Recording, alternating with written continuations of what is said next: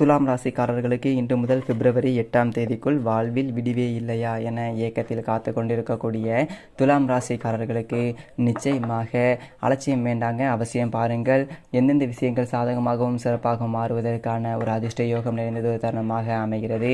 நவகிரகங்களிலேயே வலிமை வாய்ந்த குரு, சனி, ராகு போன்ற கிரக நிலைகள் மிக அதீத நன்மையை கொடுக்கக்கூடிய ஒரு வலுவான அமைப்பில் சஞ்சரிப்பதால் அதை உறுதிப்படுத்துகின்றன. துலாம் ராசிக்காரர்களுக்கு கிரக நிலைகளுடைய அமைப்பை ஆராய்ந்து பார்க்கும்போது இன்று முதல் பிப்ரவரி 28ஆம் தேதி முடிவதற்குள் கிரகநிலைகளில் ஏற்படக்கூடிய மாறுதலாக சந்திரனுடைய அமைப்பு மட்டுமே இருக்கின்றதுங்க. மற்ற கிரகநிலைகளில் எந்த விதமான ஒரு மாறுதலும் ஏற்படவில்லை. அதிலும் குறிப்பாக சந்திரன் 21ஆம் தேதியிலிருந்து 23ஆம் தேதி வரை ஆட்சி பலம் பெற்று சஞ்சரிக்கின்றாருங்க. இந்த ஒரு வாரத்தோட துவக்கத்திலேயே சந்திரன் ஆட்சி பலம் பெற்று இருப்பது என்பது மிகப்பெரிய அளவில் நல்லதொரு முன்னேற்றத்தையும் வெற்றி வாய்ப்பையும் ஏற்படுத்தி கொடுக்கக்கூடிய ஒரு சிறந்ததொரு தருணமாக அமைகின்றதுங்க. 23 25ஆம் தேதி வரை சிம்மராசியிலும் அதற்கு பிறகு கன்னிராசியிலும் சஞ்சரிக்கப் போகின்றாருங்க. இந்த ஒரு மாதத்தோட இறுதியில் பிப்ரவரி 28ஆம் தேதியொன்று சந்திரன் நீச்சமடைந்து விருச்சிக ராசியில் சஞ்சரிக்கப் போகின்றாருங்க. சந்திரனுடைய அமைப்பில் இப்படி பல்வேறு விதமான மாறுதல்கள் என்பது ஏற்பட்டாலும் இந்த ஒரு வாரம் முழுவதும் நல்லதொரு பலன்களை ஏற்படுத்தி கொடுக்கக்கூடிய ஒரு வலுவான அமைப்பில் சஞ்சரிக்கின்றாருங்க. நவகிரகங்களிலே தோஷமற்றவரும் முழு சுபகிரகமாக இருக்கக்கூடிய குரு பகவான் மிக வலுவாக மிக நட்பு கிரகமான மேசராசியில் அதிபதியாக இருக்கக்கூடிய செவ்வாயினுடைய ஆட்சி வீடான மேசராசியில் மிக வலுவாக விட்டிருக்கின்றாருங்க. அதிவிரைவாக அனைத்து விதமான நன்மைகளும் இந்த ஒரு தருணத்தில் நிறைந்து கிடைக்குங்க. அதே போன்று இந்த ஒரு தருணத்தில் நவகிரகங்களிலேயே வலிமை வாய்ந்த சனியும் கும்பராசியில் ஆட்சி பலம் பெற்று சஞ்சரிக்கின்றாருங்க. இது பல்வேறு வகையில் ஏற்படக்கூடிய சிரமங்களை தவிர்க்கக்கூடிய ஒரு சிறப்பான ஒரு நிகழ்வாக பார்க்கப்படுகின்றது. நீதி தவறாத, நடுநிலை தவறாத, நியாயஸ்தராக செயல்படக்கூடிய சனி பகவான் கும்பராசியில் ஆட்சி பலம் பெற்றிருப்பது என்பது நிச்சயமாக மிகச்சிறந்த வரவேற்கத்தக்க ஒரு அமைப்பாக பார்க்கப்படுகின்றதுங்க. அதே சமயம் மற்ற கிரக நிலையினுடைய அமைப்பிலும் மிக வலுவான ஒரு அமைப்பாக பார்க்கப்படுகின்றதுங்க. ஏனென்றால் சுக்கிரன், செவ்வாய் மகர ராசியில் இணைந்து சஞ்சரிக்கின்றனர். சனியினுடைய ஆட்சி வீடாக பார்க்கப்படுகின்றது. மேலும் சுக்கிரமங்கல யோகமானது மிகச் சிறப்பாக இந்த ஒரு வாரம் முழுவதுமே நிறைந்து கிடைக்கின்றதுங்க. செவ்வாய் உச்சம் பெற்றிருக்கின்றார். அவருடன் சுக்கிரன் இணைந்திருப்பதால் பல்வேறு வகையில் அதிரடியான நல்லதொரு பல செய்திகள் என்பது இந்த ஒரு தருணத்தில் நிச்சயமாக கிடைப்பதற்கான ஒரு வாய்ப்பும் யோகமும் கிடைக்கின்றதுங்க. அலட்சியம் இல்லாமல் பல விஷயங்களை கவனத்துடன் செய்யும் போது நல்ல பலனாக மாற்றிக்கொள்ளலாங்க. ஏனென்றால் சனியுடன் இணைந்து சூரியன் சஞ்சரிக்கின்றாருங்க. சனி ஆட்சி பலம் பெற்றிருக்கக்கூடிய இந்த ஒரு தருணத்தில் பொதுவாக அவர் இணைந்து சஞ்சரிப்பது என்பது சாதகமற்ற ஒரு அமைப்பாக பார்க்கப்பட்டாலும் சனி வலுவாக ஆட்சி பலம் பெற்றிருக்கின்றாருங்க. அவரது நட்பு கிரகமாக இருக்கக்கூடிய புதனும் இந்த ஒரு தருணத்தில் மிக வலுவாக சூரியன், சனி, புதன் என கூட்டணி மிக வலுவாக பார்க்கப்படுகின்றது. எனவே தான் இந்த ஒரு தருணத்தில் புத ஆதித்ய யோகமும் மிக வலுவாக கிடைக்கின்றதுங்க. இது ஒரு சிறப்பான வரவேற்கத்தக்க ஒரு யோகம் நிறைந்த ஒரு தருணமாக பார்க்கப்படுகின்றதுங்க. அது மட்டுமல்லாது ராகு மற்றும் கேதுவினுடைய அமைப்பை பொறுத்த வரைக்கும் நிழல் கிரகமாக இருக்கக்கூடிய ராகு சமகிரகமான குருவினுடைய ஆட்சி வீடான மீனராசியில் மிக வலுவாக சஞ்சரிக்கின்றாருங்க. மோட்சக்காரகரான கேது பகவான் கன்னிராசியில் அற்புதமான ஒரு மாற்றங்களை ஏற்படுத்தி கொடுக்கக்கூடிய ஒரு வலுவான ஒரு அமைப்பில் சஞ்சரிக்கின்றாருங்க. இப்படி கிரக நிலைகளுடைய அமைப்பு என்பது மிக வலுவான நல்லதொரு மாற்றத்தை ஏற்படுத்தி கொடுக்கக்கூடிய ஒரு அமைப்பில் இருந்தாலும் கூட என் வாழ்வில் விடிவே இல்லையா என ஏக்கத்தில் தவிக்கக்கூடிய நபர்களுக்கு நிச்சயமாக அலட்சியம் வேண்டாங்க. நல்லதொரு பலன் நிறைந்து கிடைக்கும் என்பதை உச்சம் பெற்ற செவ்வாயும் ஆட்சி பலம் பெற்ற சனி மற்றும் சந்திரன் போன்ற கிரக நிலைகளும் இந்த ஒரு வாரத்தில் மிகுந்த நன்மையை ஏற்படுத்தி கொடுக்க போகின்றன. உதாரணமாக ஒரு சாலை ஒன்றில் 10-15 பேர் விளையாடி கொண்டிருக்கின்றனர். அதற்கு அருகாமையில் உள்ள மைதானத்தில் 2 பேர் விளையாடி கொண்டிருக்கின்றனர். அப்போது அந்த ஒரு சாலையில் ஒரு கனரக வாகனமானது, லாரி போன்ற ஒரு கனரக வாகனமானது வருகின்றதுங்க. அந்த ஒரு வாகனத்தில் பிரேக்கானது செயலிழந்து விடுகின்றது. எனவே பிரேக்கை பிடிக்க முடியாத ஒரு சூழ்நிலையும் அந்த ஒரு வாகனத்தை நிறுத்த முடியாத ஒரு சூழ்நிலையும் ஏற்படுகின்றதுங்க. அந்த ஓட்டுநர் சாலையை பார்த்து கொண்டு வேகத்தை குறைத்து எப்படியாவது நிறுத்த வேண்டும் என்று முயற்சியில் ஈடுபடுகின்றார். ஆனால் இந்த ஒரு நபர்கள் ஒரு 10 பேர் விளையாடி கொண்டிருக்கக்கூடிய இடத்திற்கு மிக அருகாமையில் வந்து விடுகின்றார். அதே போன்று அதற்கு அருகாமையில் 2 நபர்கள் மைதானத்தை விளையாடி கொண்டிருக்கின்றனர். அப்போது அவருக்கு வேறு வழியே கிடையாது. இரண்டில் ஏதேனும் ஒன்றை தேர்வு செய்தாக வேண்டும். ஒன்று சாலையில் விளையாடுகின்றவர்கள் மீது வாகனத்தை ஏற்ற வேண்டும், அல்லது மைதானத்தில் விளையாடுகின்றவர்கள் மீது விட வேண்டும் என்ற 2 தேர்வு மட்டும்தான் உள்ளது. தற்போது நீங்கள் ஒரு வாகன ஓட்டுநராக நினைத்துக் கொள்ளுங்கள். இந்த 2 தேர்வு உங்கள் முன்னால் வைக்கப்பட்டால் எதை நீங்கள் தேர்வு செய்வீர்கள் என்று யோசித்து பாருங்கள். இந்த ஒரு வீடியோவை நிறுத்திவிட்டு சற்று சிந்தித்து பாருங்கள். நாம் அனைவருமே என்ன தேர்வு செய்வோம் என்றால் நிச்சயமாக 10 நபர்கள் இறப்பதை விட 2 நபர்கள் இறப்பது என்பது, அல்லது அவர்களுக்கு சாயப்படுவது என்பது மிகவும் சரியான ஒரு நிகழ்வாக இருக்கும் என்று அன்றதொரு வாகனத்தை 2 நபர்கள் மீது தான் ஏற்ற முயற்சி செய்வோம்.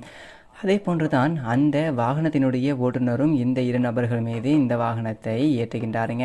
அப்படி ஏற்றும்போது அவர்கள் ஒரேடியாக இறந்துவிட்டால் எந்த விதமான ஒரு பிரச்சனையும் இல்லைங்க.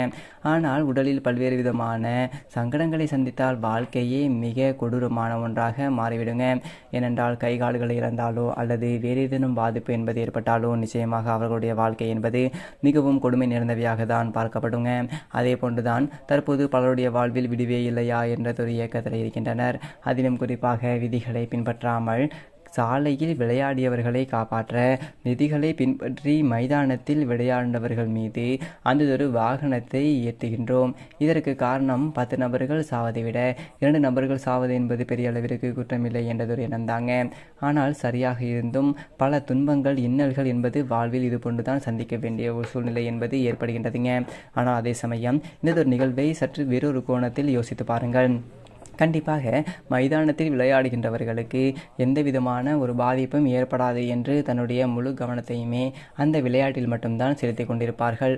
ஆனால் சாலையில் விளையாடி கொண்டிருப்பவர்கள் எப்போது வேண்டுமானாலும் வாகனம் வரலாம் என்று தங்களுடைய கவனத்தை விளையாட்டில் பாதியும் சாலையில் பாதியும் தான் வைத்திருப்பார்கள். அப்போது அந்த ஓட்டுநர் மிக விரைவாக ஒலி எழுப்பியிருந்தால் நிச்சயமாக சாலையில் விளையாண்ட அனைவருமே மைதானத்திற்குள் ஓடி புகுந்து தஞ்சம் பூண்டிருப்பார்கள். ஆனால் அது போன்ற நிகழ்வானது நடக்கவில்லை. எதிர்பாராத வகையில் வாழ்க்கையில் விடிவே இல்லையா என்று பல சிரமங்களை சந்திப்பதற்கான ஒரு நிகழ்வு தான் அன்றாடம் நடந்து கொண்டிருக்கின்றது என்று வருத்தப்பட வேண்டாங்க.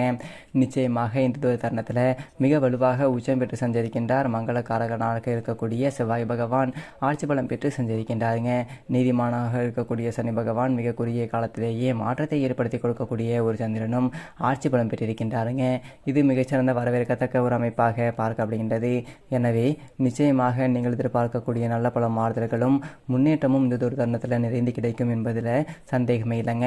அலட்சியம் இல்லாமல் சற்று கவனத்துடன் செயல்பட்டால் மிகுந்த நன்மை என்பது நிறைந்து கிடைப்பதற்கான ஒரு வாய்ப்பு உண்டு என்பதை கிரகநிலைகள் தெளிவாகவும் துல்லியமாகவும் உறுதிப்படுத்துகின்றன. துலாம் ராசிக்காரர்களுக்கு குடும்ப சூழ்நிலையை பொறுத்த வரைக்கும் மிக வலுவாக குரு சப்தமஸ்தானமாகிய 7 வலுவாக அமர்ந்திருக்கின்றாருங்க.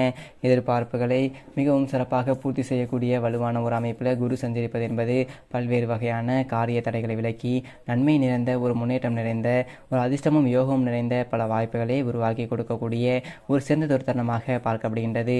ராசியினுடைய ராஜயோகாதிபதியாக இருக்கக்கூடிய சனியும் மிக வலுவாக பூர்வ புண்ணிய ஸ்தானத்தில் அமர்ந்திருப்பதால் பல்வேறு வகையான சங்கடம் என்பது நிறைந்த ஒரு விஷயங்கள் அனைத்துமே இந்த ஒரு தருணத்தில் மறைந்து மகிழ்ச்சி பெறுவதற்கான ஒரு வாய்ப்பும் யோகமும் மிகவும் அபரிவிதமாக கிடைக்கின்றதுங்க. திட்டமிடக்கூடிய காரியங்கள் அனைத்திலுமே காரிய வெற்றி என்பது மிகச் சிறப்பாக கிடைக்கக்கூடிய ஒரு இனிமையான தருணமாக பார்க்கப்படுகின்றது. பல்வேறு வகையில் அலைச்சலையும் சிரமத்தையும் சந்தித்து வாழ்க்கையில் விடிவே இல்லையா என்ற இயக்கத்தில் இருப்பவர்களுக்கு நிச்சயமாக மிகச்சிறந்த மாறுதல் ஏற்படுவதற்கான ஒரு வாய்ப்பும் யோகமும் கிடைக்க இருக்கின்றதுங்க. மோட்சக்காரகரான கேது பகவான் விரயத்தில் இருப்பதால் சுபவிரயம் என்பது மிகவும் அதீதமாக சந்திப்பதற்கான ஒரு வாய்ப்பு உண்டுங்க. ராகு 6ஆம் இடத்துல அமோகமான ஒரு வளர்ச்சியை ஏற்படுத்தி கொடுக்கக்கூடிய ஒரு வலுவான ஒரு அமைப்பில் சஞ்சரிக்கின்றாருங்க. எனவே அனைத்து விதமான சங்கடங்களும் நீங்கி முன்னேற்றம் நிறைந்து பெறக்கூடிய ஒரு இனிமையான தருணமாக பார்க்கப்படுகின்றது. அது மட்டுமல்லாது சுபஸ்தானமாகிய 4ஆம் இடத்துல உச்சம் பெற்று சஞ்சரிக்கக்கூடிய செவ்வாயுடன் ராசியினுடைய அதிபதியான சுக்கிரனும் இணைந்திருக்கின்றாருங்க. சுகஸ்தானத்தில் சுக்கிரன் சஞ்சரிப்பது என்பது பல்வேறு வகையில் நன்மையை ஏற்படுத்தி கொடுக்கும் சிறந்த அமைப்பாக பார்க்கப்படுகின்றது. அதிலும் மங்களக்காரகனாக இருக்கக்கூடிய செவ்வாயுடன் இணைந்திருப்பதால் சுக்கிரமங்கள யோகமானது மிகவும் அபரிவிதமாக கிடைக்கக்கூடிய இந்த ஒரு தருணம் என்பது பல்வேறு வகையில் நல்லதொரு முன்னேற்றத்தை வித்திடக்கூடிய ஒரு சிறந்ததொரு தருணமாக பார்க்கப்படுகின்றதுங்க. அது மட்டுமல்லாது பஞ்சமஸ்தானத்தில் சூரியன் புதன் போன்ற கிரக நிலைகளும் இணைந்து சஞ்சரிக்கின்றனர். ராசியினுடைய ராஜ யோகாதிபதியாக இருக்கக்கூடிய சனியுடன் இணைந்து சூரியன் மற்றும் புதன் இணைந்திருப்பதால் சின்ன சின்ன தடைகள் இருந்தாலும் அவை பெரிய அளவிற்கு தடைகளை சந்திக்க வேண்டிய ஒரு சூழ்நிலை இல்லை என்பதை தெளிவாக உறுதிப்படுத்துகின்றன. பஞ்சமஸ்தானம் வலுப்பெறக்கூடிய இந்த தருணத்தில் குடும்பத்தில் மூத்தவர்களுடைய உடல்நல ஆரோக்கிய தொல்லையும் நிச்சயமாக விலகுங்க. குடும்பத்தில் மகிழ்ச்சி என்பது இரட்டிப்பாகக்கூடிய இனிமையான தருணமாக அமைவதற்கான ஒரு வாய்ப்பு துலாம் ராசிக்காரர்களுக்கு மிகச்சிறப்பாக உண்டுங்க. சந்திரனும் சாதகமாக வாரம் முழுவதுமே சஞ்சரிக்கின்றாருங்க. மேலும் இந்த ஒரு தருணத்தை மிகச்சிறந்த மகிழ்ச்சிகரமான தருணமாக மாற்றிக்கொள்ள துலாம் ராசிக்காரர்கள் நிச்சயமாக சனிக்கிழமை விரதமிருந்து அருகாமையில் உள்ள பெருமாள் அல்லது ஆஞ்சநேயர் ஆலயம் சென்று தீபம் ஏற்றி வழிபாடு செய்யுங்கள். அப்படி செய்வதால் நீங்கள் எதிர்பார்க்கக்கூடிய நல்லதொரு பல நிகழ்வுகள் என்பது மிகச்சிறப்பாக நடைபெறுவதற்கான ஒரு யோகமும் உண்டுங்க. சரிங்க, இந்த வீடியோ உங்களுக்கு பிடிச்சிருந்துச்சா லைக் பண்ணுங்கள். வீடியோ பற்றின கருத்துக்களை கீழே இருக்க கமெண்ட் பாக்ஸில் பதிவு பண்ணுங்கள். இதே மாதிரி நல்ல வீடியோ பார்ப்போம். நன்றி, வணக்கம்.